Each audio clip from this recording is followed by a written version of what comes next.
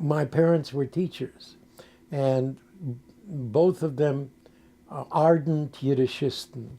So inside the house, we spoke only in Yiddish. In fact, my whole life I spoke only in Yiddish as it related to them in their presence or to them till they passed away. And that was my first language, but it was a language that was maybe a bit different than the Yiddish Gas, because my parents were Yiddishisten and teachers. And so I learned more or less a literary form of Yiddish. I spoke it very well. And in a later time, I became a reciter of Yiddish, recitator. And on the stage also, in Yiddish stage, as a result of that, I question whether I really had great talent in terms of being on the stage, although I imagined I did so.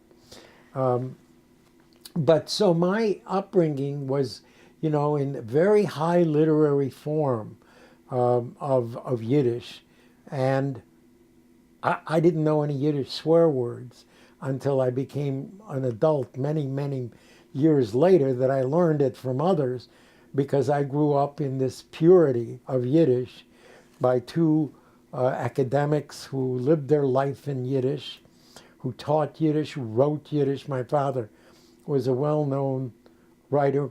Both of them were Bundisten. You probably know what that means, but it's of course the socialist wing, the Jewish wing of the Socialist Party. So they were ardent socialists, but Bundisten at their core were Yiddishisten. They believed the Yiddish language was the common bond of Bundism. I think Melamed Peretz maybe wasn't a Bundist, but he taught them that. And my father was